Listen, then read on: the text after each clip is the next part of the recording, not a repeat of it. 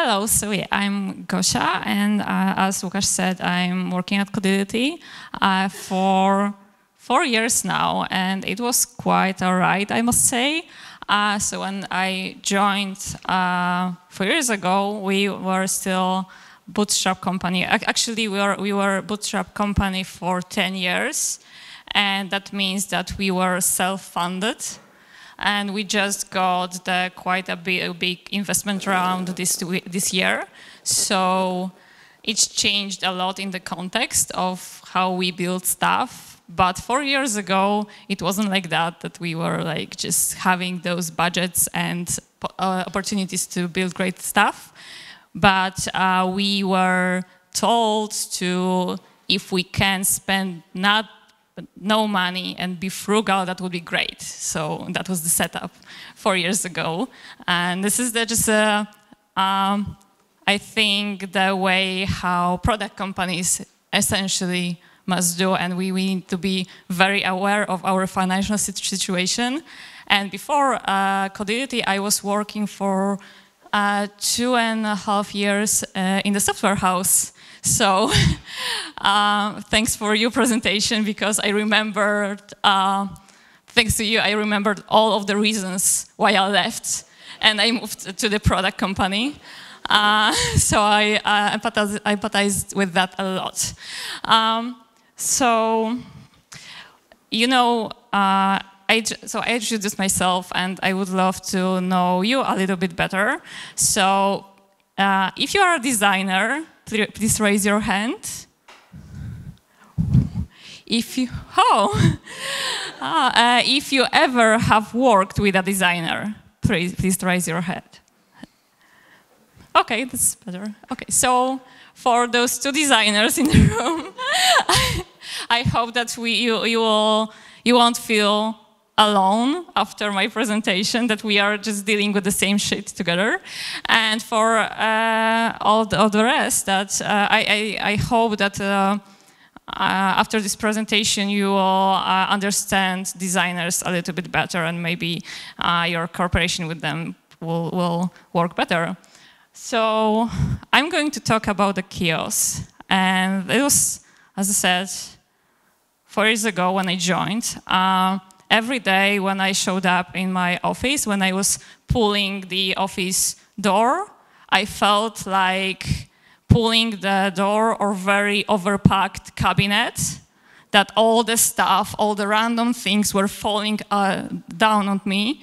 And I felt so overwhelmed with all the little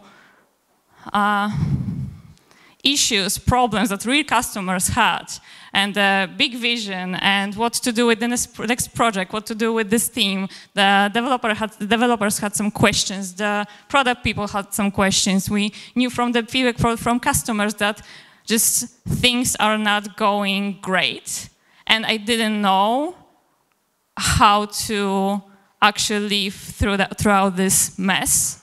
And if I had this situation with the real wardrobe, with the real cabinet, I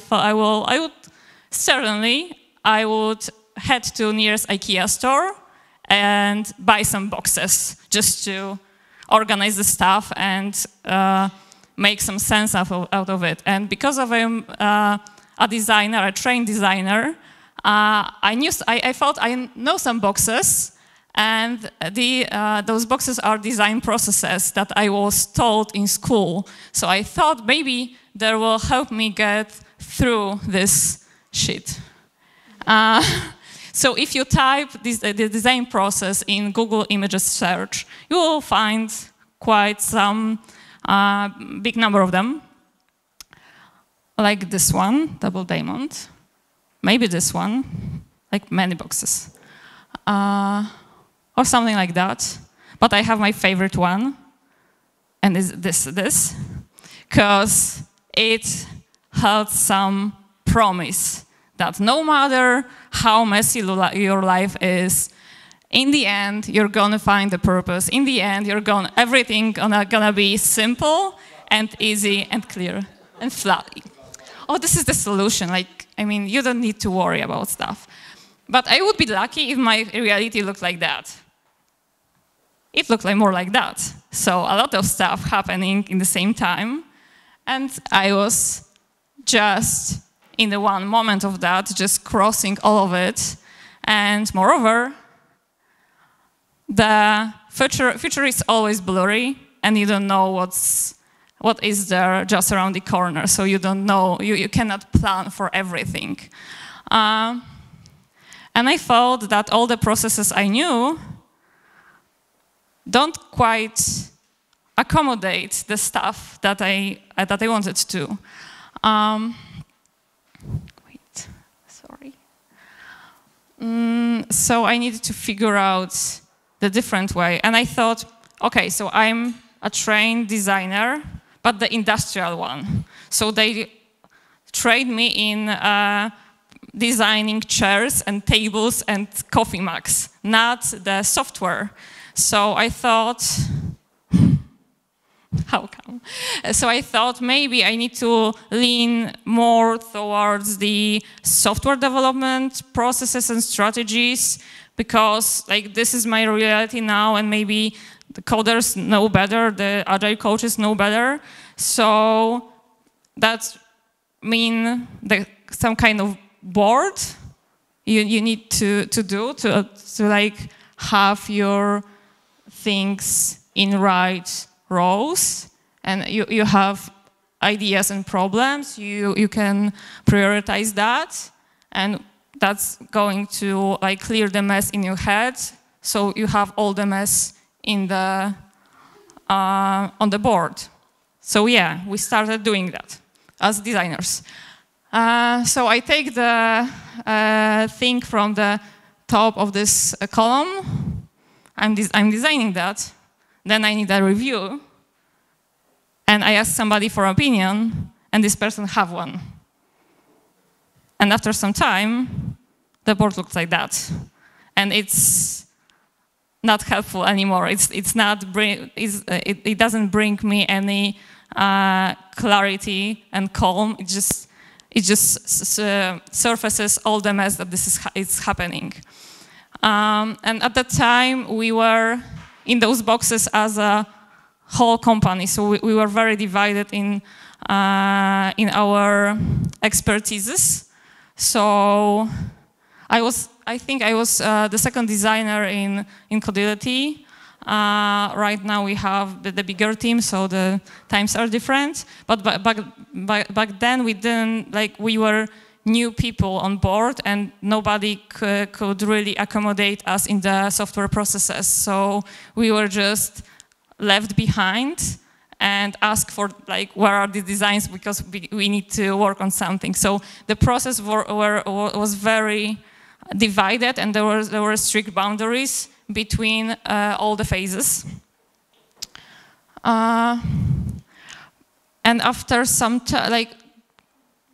time, we started to figure out that the reality is more complex, and it's hard to put everything in boxes. And the whole company started to transform more into thinking that we are there just to make other people happy and successful. So we started to gain more this customer and user-centric approach to stuff. And that started to be reflected in our processes. So our teams were not multifunctional by name, but they started to actually work as multifunctional teams. So we started to figure out together how to make customers happy. And that was not only the design transformation, but mostly the whole organization transformation, because as the company was much maturing, I was growing along. And I came up with some strategies rather than boxes to figure out what to do with my chaotic environment. And I incorporated a very simple rule for me. So if I can spend 3 minutes to help somebody, to answer somebody's questions, mostly developers, this is gonna help me. So if I can spend 3 minutes, I will sit together with developer, I will answer all the questions, we will figure out something together, we will solve some problem. And because we are building digital product, I think that's what it actually does is the developers are the closest to put the solutions to life for our customers. So it really makes sense to put the attention to them and to help them to finish their stuff. And also, looking at my chaotic life, it helps me to kill all those little worms first, so I don't need to worry about them, and I can focus on about bigger challenges. Over time, we thought that we can optimize our design processes to make this 3 minutes thicker and fatter, so to accommodate more work into these 3 minutes. So we decided to implement the design system. And in every sane company design system, you can think about it as a thick book describing all of the components that you use to build the interface, all checkboxes, all the buttons, how layouts will look like and stuff. But as a bootstrap company, we didn't have time and budgets to build such thing. So we applied very lightweight, let's say, approach to that. We took the inventory of all the components that we had in the system currently as they look, and we started redesigning them by their popularity. So we took the most important ones first, and that was fun to observe that after 3 months, and we were doing that once while creating the new features. So we didn't do any work beforehand, we just were doing that, working along on the product work. And after 3 months, I'd say, we had 20% of the components that we aimed for, and those 20% were doing the job for 80% of cases that we needed. So we were actually we were getting all the benefits of design system by not having one. And after a year of starting this project, we still don't have the full design system, and it serves us well. And we don't feel a need to finish that ever, and we actually accept that work that wouldn't be ever done. And when we have another rule, so we design the new component only if we know that we will use that at least 3 times in the interface. So if that's just new thing pops right, oh, in this screen I need a card, let's do whatever. We will worry about that, how to make it cohesive with all the other components, only if we use that 3 times.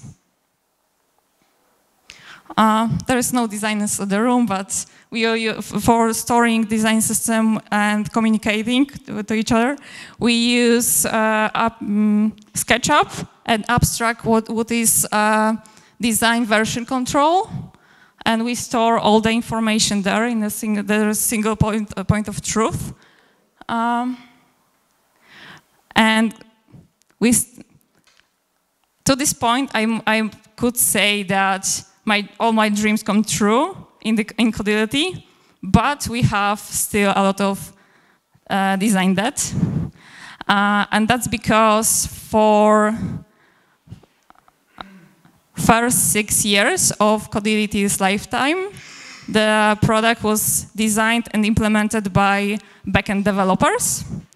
And, and we didn't have budgets to rewrite it all and redesign it all. I must say that those ugly interfaces that you can find still in the product, they serve its purpose. They are still functional for our clients, and we will, eventually we will get there, but not yet. Yes, but there is also many approaches how you can tackle such thing, and I will share 2 of them with you right now. When I started, we had like 20 or 30 different types of buttons. So the landscape of buttons in our system looks like that, and every sane designer would say in this moment that, okay, it's too complicated. It like the interface looks like 30 different products, not one. So we need to have the consistency. And I was there, and I was telling that, and probably I was the loudest in the room. So I talked them to implement new type of button, because I found something interesting on Dribble, and I really wanted to have this new shiny button to rule them all. And if you introduce the new type of button, all the 8 here become your design dead. So over time you will need to replace them. But later on I learned about different approach. So, and it requires 2 boxes. First box to put your ego inside, and the other to put your appreciation to beauty. And you can look on all the buttons you have and pick the least ugly one. And let's say this is this one.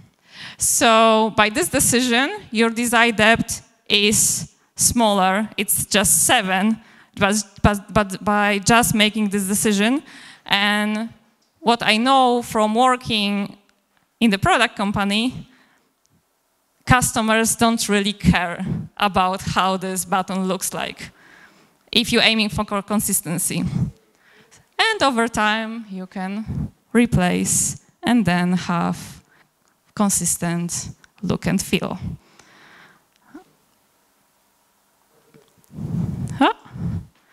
And during my time at Codility, I learned one thing, that product design job is all about making band-aids and to help.